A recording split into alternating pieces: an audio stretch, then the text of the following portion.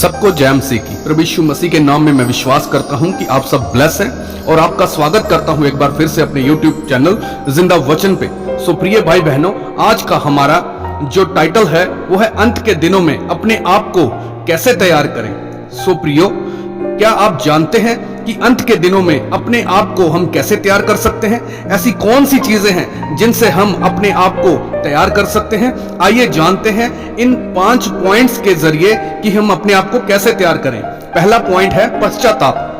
हमारा पहला पॉइंट पश्चाताप है, जिसका मतलब आप अपनी सारी गलतियों को, अपने सारे पापों को परमेश्वर के सामने मान लें, कबूल कर लें कि परमेश्वर हो गई है मुझसे गलती और पाप, क्योंकि वचन को नहीं जानता था।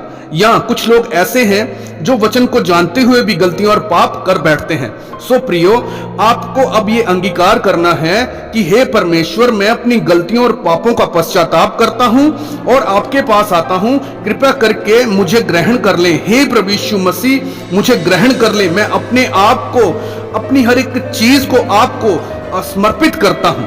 सो प्रियो, बाइबल बताती है यीशु के लहू में इतनी सामर्थ्य है कि आपके सारे पापों को दूर कर सकता है। यीशु का लहू आपके पापों, आपके पाप धोने की सामर्थ्य रखता है। सो प्रियो, जल्द से जल्द पश्चाताप कर लें, जो कि बहुत जरूरी है। सो हमारा दूसरा पॉइंट है बुरी आदतों को छोड़ें। दूसरा पॉइंट हमारा आपकी बुरी आदतों के बारे में बताता है, बुरी लतों के बारे में बताता है कि उसे कैसे छोड़ना है। प्रियो, आप जैसे भी हो, जिस किसी भी हालत में या हालात में हैं, अपनी बुरी लतों और बुरी आदतों को छोड़ने की 100% कोशिश करें, जो कि हम सबके लिए बहुत ज्यादा जरूरी है। क्योंकि जब तक ये बुरी लतें और बुरी आदतें आप नहीं छोड़ते, आप स्वर्ग के राज्य में प्रवेश नहीं कर सकते हैं। जब तक आप इनको छोड़ने का फैसला नहीं करते, तब तक प्रभु यीशु मसीह भी आपकी मदद और सहायता नहीं कर सकते। जब आप कोशिश करते हैं और फैसला लेते हैं कि मैं इनको छोड़ दूंगा, तो प्रभु यीशु खुद आपकी सहायता करते हैं अपने पवित्र आत्मा के द्वारा। और जब आप इनके ऊपर जीत हासिल कर लेते हैं, तो आप आजाद हो जाते हैं इनसे और आप प्रभु के और भी करीब होते जाते हैं। और प्रभु यीशु आपके इसकी बहुत बड़ी उदाहरण आप परमेश्वर के दासों के जरिए देख सकते हैं कि कैसे प्रभु उनके साथ होकर कार्य कर रहे हैं। हालेलुया। सो प्रिय भाई बहनों, हमारा आज का तीसरा पॉइंट है वचन को पढ़ना शुरू करें। सो प्रियो, जितना हो सके आप बाइबल के वचनों को पढ़ना शुरू करें, क्योंकि जैसे जैसे वचन आपके अंदर जाता रहेगा, आपके अंदर की जितनी बुरी लतें और जितनी बुरी आदतें हैं वो बाहर आती जाएंगी। परमेश्वर का वचन आपको अंदर से साफ करना शुरू कर देगा। जैसे मूसा नबी के बारे में आप जानते हैं कि वो सिर्फ और सिर्फ परमेश्वर के वचन को लेकर खड़ा हुआ था। केवल परमेश्वर का वचन ही मूसा के हाथों में था, जिस कारण जब वो बात करता था तो उसके मुख से किरणें निकलने लग गई थी। अब आप जान गए हैं कि वचन में कितनी सामर्थ्य है। जब वचन आपके अंदर होगा तो आप हर एक गलती, पाप, बुरी लत और बुरी आदत को अपने अंदर आने भी न देंगे और आपके अंदर परमेश्वर का भय उत्पन्न हो जाएगा, जो कि बुद्धि की शुरुआत है, जिसमें आप बढ़ते जाएंगे और मजबूत होते जाएंगे। हालेलुया। सो प्रिय भाई बहनों, आज का हमारा चौथा पॉइंट है विश्वासियों की संगति करना। आइए बाइबल के वचनों के द्वारा जानते हैं कि परमेश्वर का आत्मा अपने वचन द्वारा हमें कैसे समझा रहा है। इब्रानियों की पत्री 10 अध्याय उसकी 25 आयत में लिखा, और एक दूसरे के साथ इकट्ठा होना ना छोड़ें, जैसे कि कितनों की रीति है, पर एक दूसरे को समझाते रहें, और ज्यों-ज्यों उस दिन को निकट आते देखो, त्यों-त्यों और भी अधिक यह किया करो।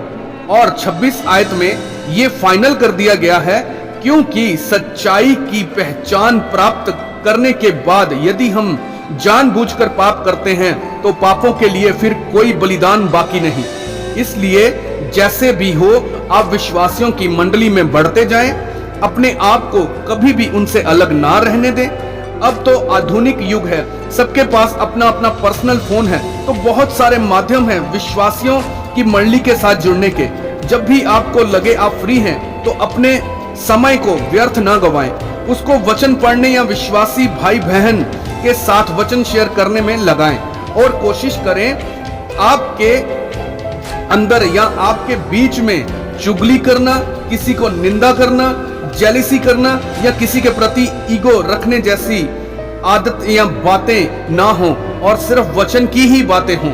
ये सब जनने आपने ध्यान रखना है। हमेशा और हमेशा वचन पे चलने की आपके अंदर आदत होनी चाहिए। किसी भी रीति के साथ वचन तोड़ा ना जाए। हालेलुया।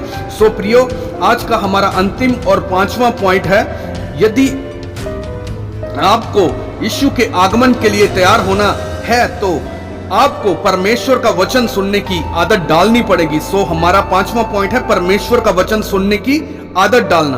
बाइबल में लिखा हुआ है, रोमियो की पत्री 10 उसकी 17 आयत में पौलुस कहता है, सो विश्वास सुनने से और सुनना मसीह के वचनों से होता है।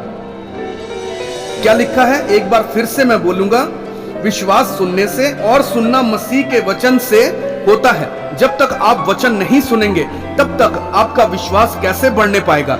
हर एक विश्वासी के लिए वचन सुनना बहुत जरूरी है। इसमें कई विश्वासियों के अंदर बुरी आदतें हैं जो वचन सुनते सुनते सो जाते हैं, या वचन चल रहा होता है तो बाहर घूमते रहते हैं, या आपस में इधर उधर की बातें करते रहते हैं। प्रियो, एक बाइबल के इतिहास की पौराणिक बात आपको बताने जा रहा हूं कि प्रभु यीशु के समय में जब भी आराधनालय में वचन चल रहा होता था तो वचन के दौरान अगर कोई सो जाता था तो यहूदी लोग ही उसको बाहर ले जाकर पटक देते थे और उसे पत्थर मार मार कर मार डालते थे।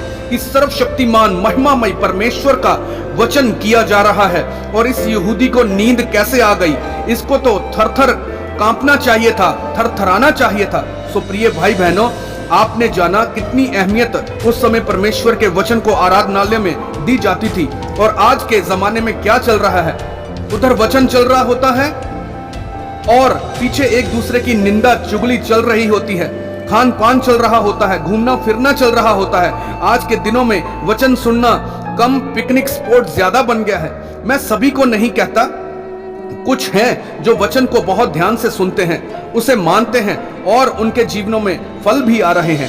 सो आज हर एक विश्वासी को अपने आप को जानने की जरूरत है कि हम कहां खड़े हैं। वचन का भंडार तो खुला पड़ा है, बस हम अपने आप को उसके काबिल नहीं बना रहे हैं। तो आप खुद ही सोचिए, हम प्रभु के आगमन के दिनों के लिए क्या तैयारी कर रहे हैं? अपने आप को ऐसा मत बनाओ कि स्वर्ग को मिस कर जाओ। ये परमेश्वर का बहुत बड़ा अनुग्रह है जो हम पे हुआ है कि परमेश्वर ने जगत से इतना प्रेम किया कि अपना इकलौता बेटा दे दिया, जो हमारे उद्धारकर्ता परमेश्वर प्रभु यीशु मसीह है, जिसने हमें बचाने के लिए अपने आप को कुर्बान कर दिया। हालेलुया।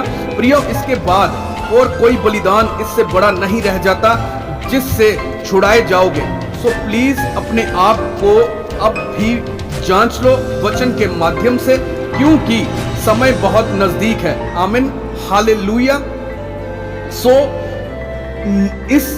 इन चेतावनियों को नजरअंदाज ना करें, इनको मान के चलने का समय आ पहुंचा है। प्रियो, सचमुच आज तैयारी करने का समय आ पहुंचा है। अपने जीवनों को परमेश्वर के चरणों में रख देने का समय आ पहुंचा है। मेरे प्रियो, आज हम मसीह लोगों का जीवन दूसरे लोगों की ठोकर का कारण बना हुआ है। इसलिए यदि हमको तैयारी में अपना जीवन लगाना है तो हमेशा वचन सुनने की आदत डालनी हुई होगी हमें, चाहे जो मर्जी होता रहे आपके जीवन में। मैं विश्वास करता हूं आज जब आप इस वचन को सुन लेंगे तो आप निर्णय लेंगे बदलने का वचन के अनुसार और अपने आप की तैयारी करेंगे इन अंत के दिनों में प्रभु यीशु मसीह के आगमन को देखने के लिए और स्वर्ग के राज्य में प्रवेश करने के लिए। आमीन। हालेलुया। इस वचन को ज्यादा से ज्यादा शेयर करें। सबको जय मसीह की। God bless you all.